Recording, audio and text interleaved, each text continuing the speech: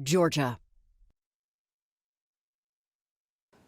Excellencies, ladies and gentlemen, on behalf of Georgia, I would like to thank President Biden for the initiative launched last year and for convening us again this year to take stock.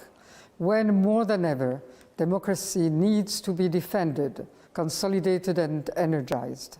We have already last year taken note of the significant challenges facing equally long-established democracies and those in the process of constructing democratic institutions. Destructive challenges face us all in the varied forms of polarization, disinformation, pandemic, social tensions and discrimination, conflicts and occupied territories. These challenges, fueled from within or from outside our borders, ultimately end up eroding people's trust in their governments, institutions, and in democracy itself.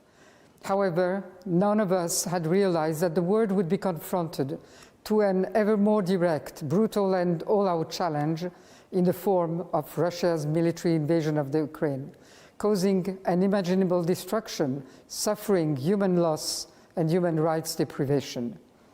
The war against Ukraine is indeed a war against democracy, freedom, and human dignity.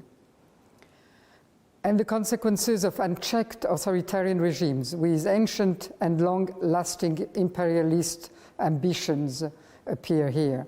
A reminder that democracies need to be strong inside, it is supported by united civil society and united on the international scene to defend the long-held principles of international law. When we convene today, in even more difficult times, we have to reaffirm our unwavering support to our common values, our solidarity, and deliver on our commitments. Georgia, despite its tense geopolitical environment and internal tensions, has succeeded in advancing on two core priorities. National human rights strategy has been finalized, national action plan to eliminate violence against women, and measures to strengthen women's economic empowerment have been adopted. Election reform has been adopted. Nonetheless, another of our set priorities to further judicial reform through an inclusive process has yet to gather momentum.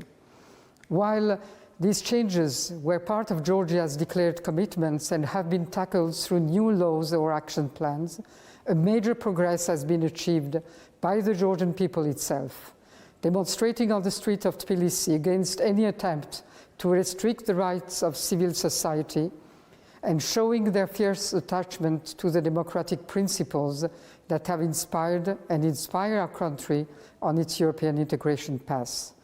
These protests have succeeded both to obtain the recanting of the law on foreign agents and mark thus a victory of democracy, and to demonstrate the capacity of the Georgian society to overcome polarization when united around a common goal. In that sense, the process of national reconciliation has started. Our path to democracy and towards European and Euro-Atlantic integration, enshrined in our Constitution, is the basis for our stability and has no alternative. I would like to reiterate Georgia's resolute pledge towards building a stronger democracy and express our readiness to work with all our global partners in building a more democratic, peaceful, and resilient world, in which Georgia will find its place as a trusted partner.